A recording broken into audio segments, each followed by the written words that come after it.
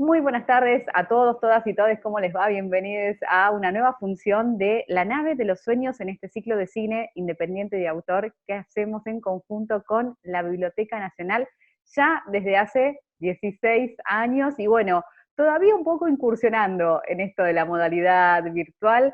Quienes iban a las funciones de la nave saben que éramos y somos, todavía seguimos siendo fanáticos de la sala, pero bueno, obviamente el contexto hizo que nos tuviéramos que adaptar y como les vengo diciendo cada martes, la verdad es que es un gusto seguir compartiendo con ustedes cine argentino independiente y también la posibilidad de conversar con los realizadores, como viene siendo en todas las funciones y como también es el caso en el día de hoy, que tenemos para compartir una película, un documental, la verdad es que muy interesante, venía pensando cómo describirlo y la verdad es que no me resulta sencillo describir porque me parece que enseguida nos van saliendo o me van saliendo algunas estructuras que tenemos en cuanto al tema que trata el documental. Así que nada más les voy a decir que se trata de Sueños, un documental de Marcos Martínez, que ya también estuvo en otras funciones de La nave de los sueños, en su momento con Tras la pantalla, ahí va.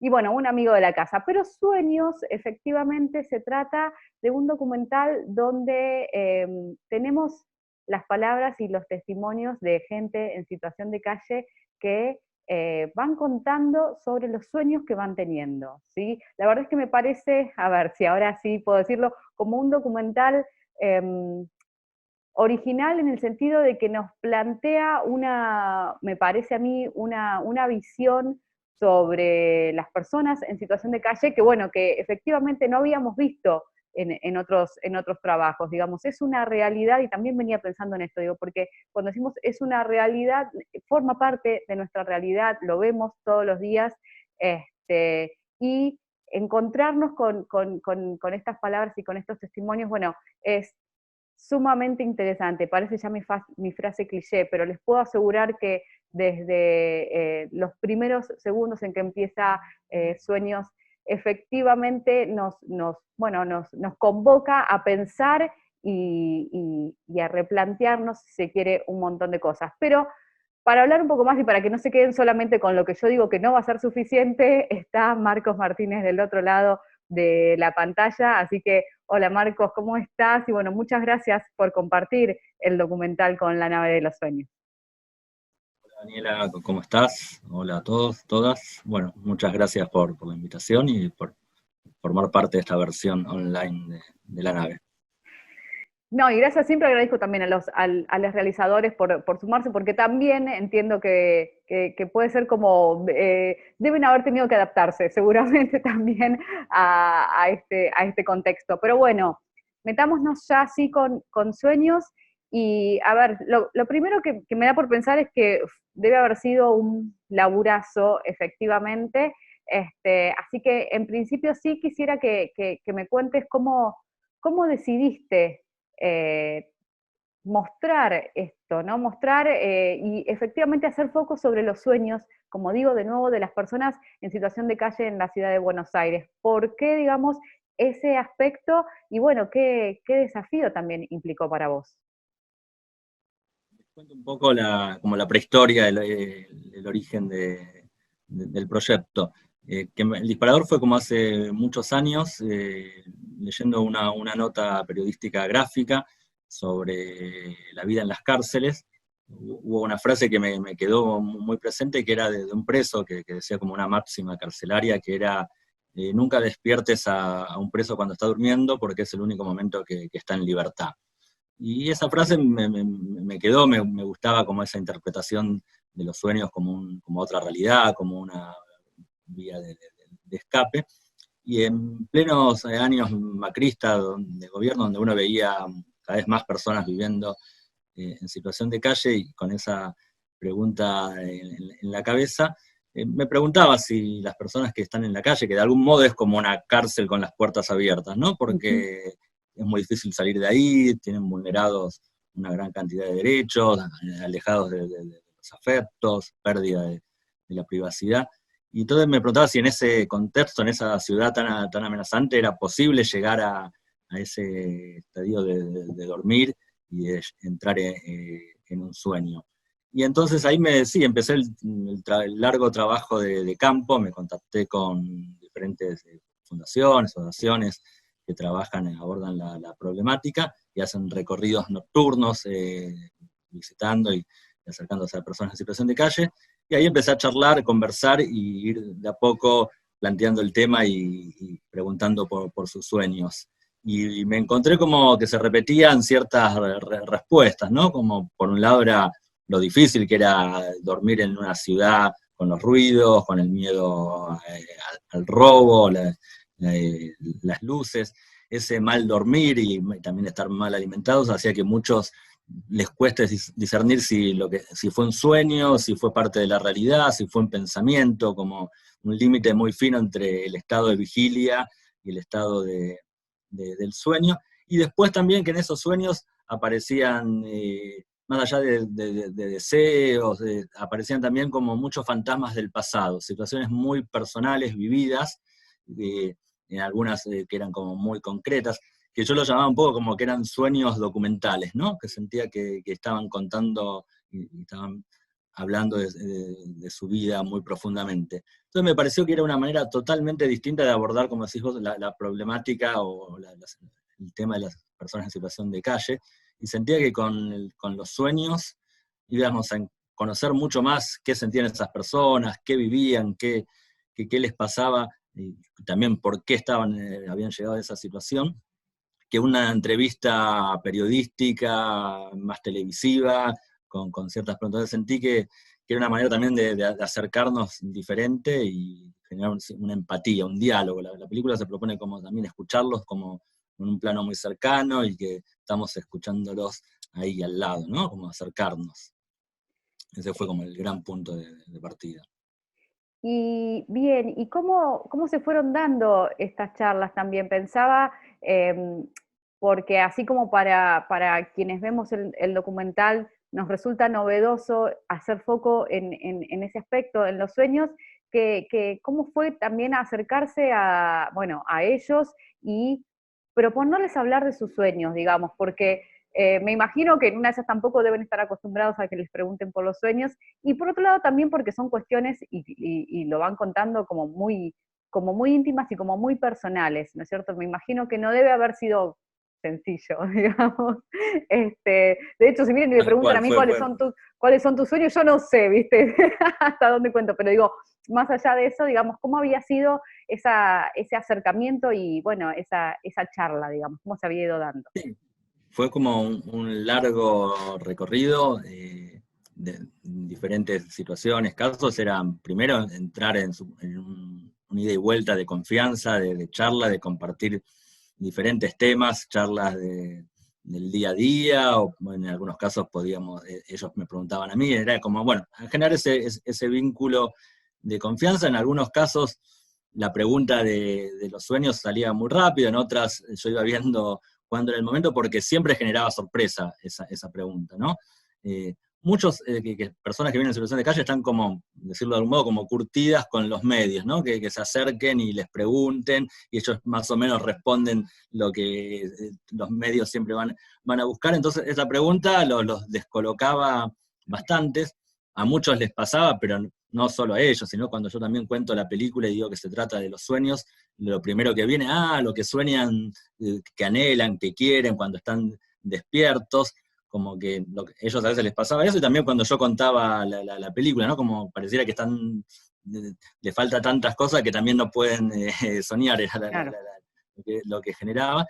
Y ellos, cuando empezamos a charlar y entrábamos en esa confianza, era increíble, porque charlábamos un montón, empezaban a contar un sueño, o a recordar algo, o a mezclar, bueno, como nos pasa a todos, nadie tiene como un sueño el relato tan perfecto, entonces me contaban varias situaciones, o me contaban el dormir, pero era increíble cómo después de ese diálogo era como una descarga, como que alguien me escuchó, ¿no? Se puso a hablar y me escuchó, y ahí es como que el vínculo se hacía más fuerte todavía, y seguíamos después, bueno, después venía el trabajo de, bueno, esto que me contaste, charlamos, estamos haciendo una película, queremos que cuentes esto que decís vos, que es tan íntimo a una cámara y saber que lo van a ver un montón de personas o el público que le interese la película. Y ese fue también otro proceso de preproducción, de trabajo, de charlas, de pasar a veces con algunas personas meses de, no sé, si vivían en una plaza, ir, jugar a las cartas, charlar de vida, como que haya una empatía para el momento de que llegue un equipo mínimo, chico, con la cámara, todo, que también los vayan conociendo previamente, para encontrar ese clima más íntimo, que cuando vean la película la cámara está muy cerca, siempre la idea fue con una cámara ahí pegada, de vuelta lo mismo, a diferenciarnos de los medios de esa cámara más lejana, robada.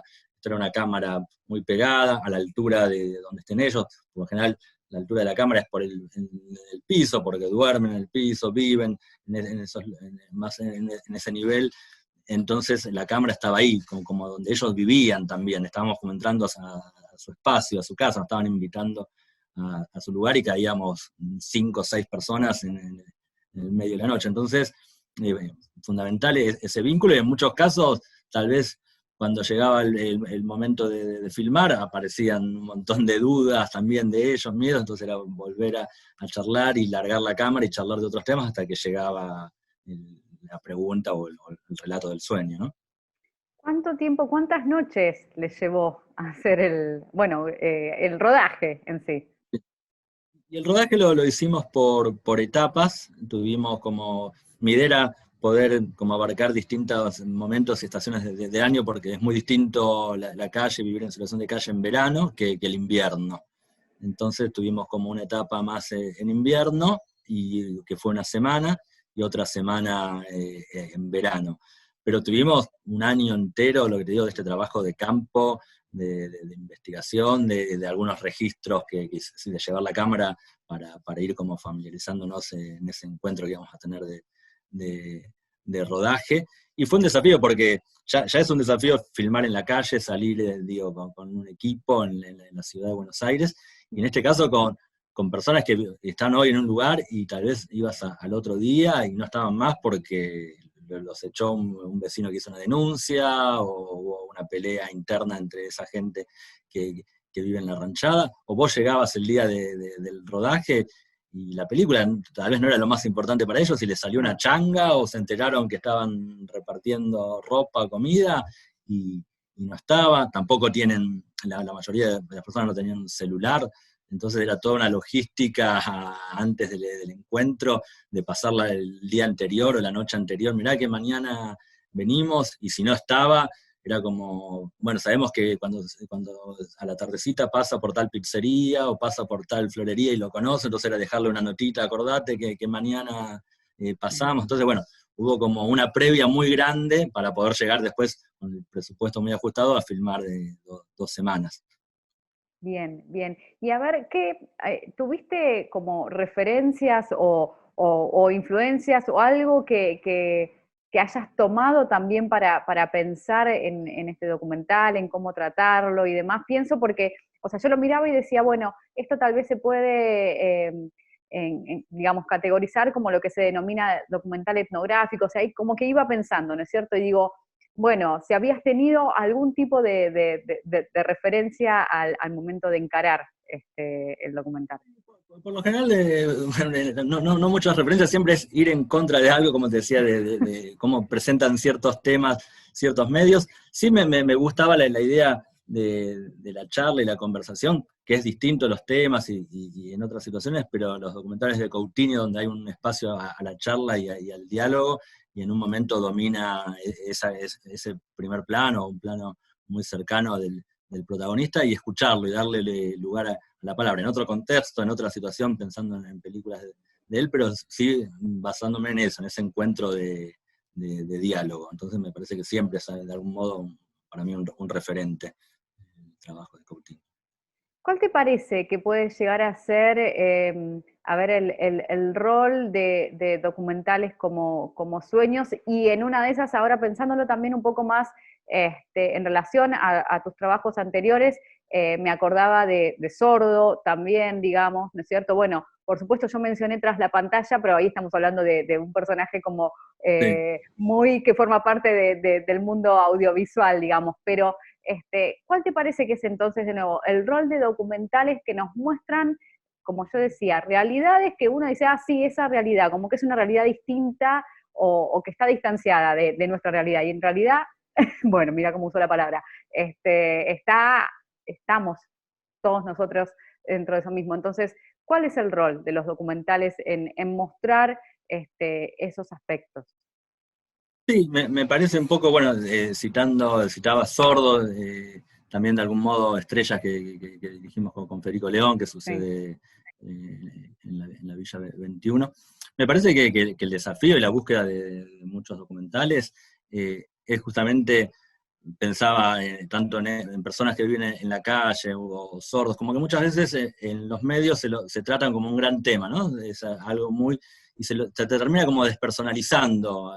Son gente que vive en la calle, son sordos, son pobres, son villeros. Y me parece que el rol del documental es como tomarlos como personas, como sujeto, profundizar en las historias de vida y salir un poco también de los lugares comunes que a veces hay o de la mirada más estigmatizante de estos temas y entrar por ese lado. Me parece que son como historias más dentro del gran tema. Me parece que ese es el desafío que tiene que iluminar el documental y que pasa en gran cantidad de estos documentales donde es necesario este trabajo previo de campo y la búsqueda es esta, por lo menos en mis películas es esa otra mirada y en este caso también generar como otra empatía, de tenernos, digo, como yendo en concreto a sueños, digo, están presentes en la ciudad las personas en situación de calle, los vemos todos los días y por lo que sea no nos detenemos. Entonces, bueno, a ver qué pasa cuando te frenás, cuando entrás, cuando escuchás, entonces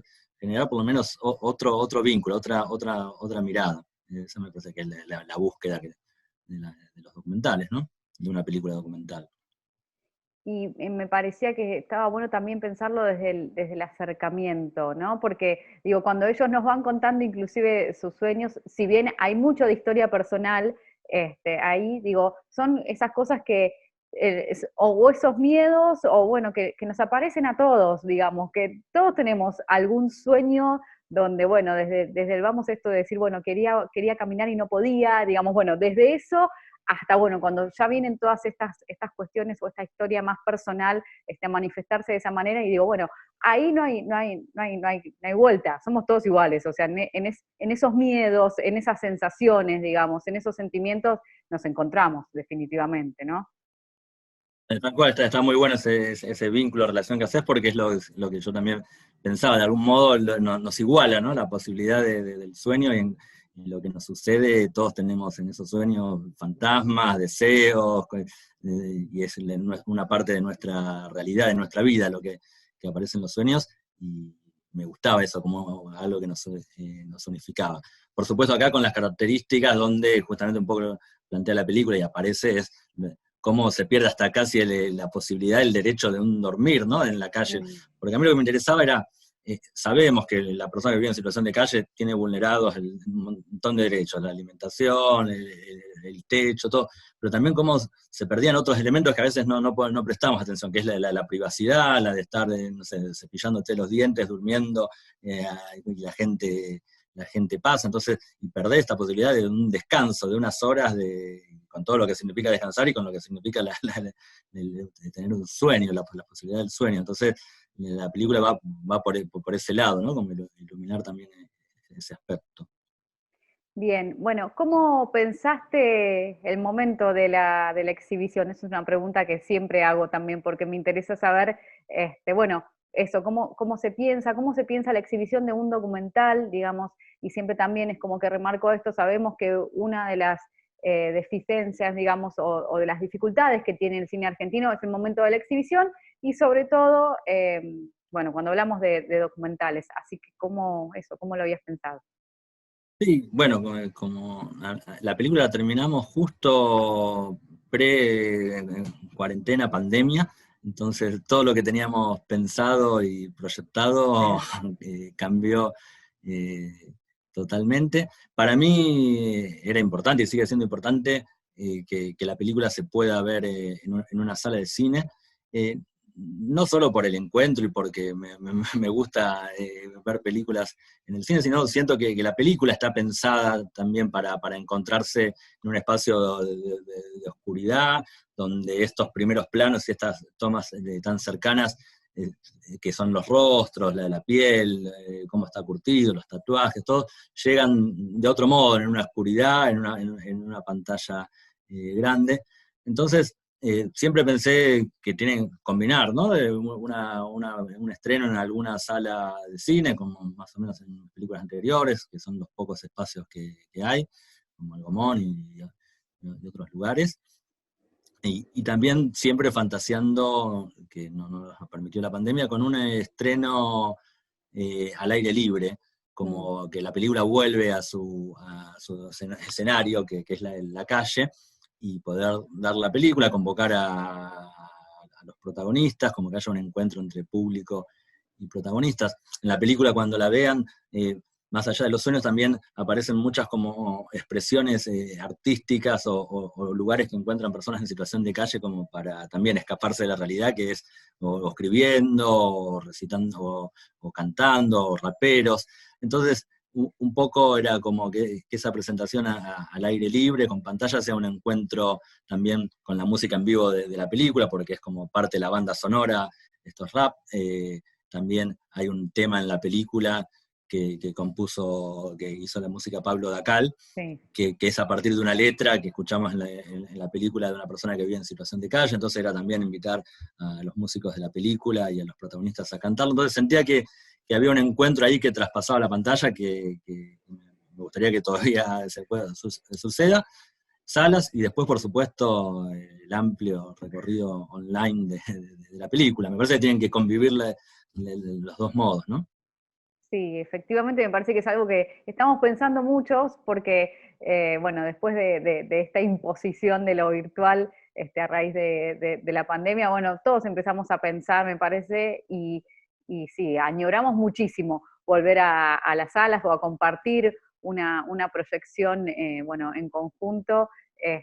Yo creo particularmente que van a convivir las dos cosas, espero al menos, y que cuando todo esto pase no digamos, bueno, ya puedo ver las películas de manera online en mi casa con una computadora, listo, me quedo así. La verdad es que no, porque es verdad, se pierde mucho y claro, y vos, bueno, ahí igual nos contaste un poco, pero es verdad que la película tiene mucho ingrediente musical y está bueno, y yo cuando la veía en mi casa pensaba, digo, bueno, esto claramente en una sala de cine o en un espacio con los equipos de sonido que corresponden, se va a apreciar muchísimo más. Así que bueno, y además la peli tuvo muy pocas pasadas. Si yo no me equivoco, estuvo en el FITBA el año pasado, Sí, y no sí, sé tal cual. si hubo alguna otra posibilidad No, de verla. no, la película, después de caer en esa depresión, porque la película también iba a tener como su primera presentación en el Bafisi del año pasado, Que no se que, hizo. que- que no se hizo, que iba a ser presencial, y eso iba a ser en una sala de cine. Uno, como todos, no saber qué hacer en ese momento, y después surgió la posibilidad de presentarla en el FITBA, en la competencia argentina, y esa fue como su presentación oficial, y después fue como de vuelta a guardarse, a esperar esto que contaba de algo presencial y en salas, que tampoco se concretó.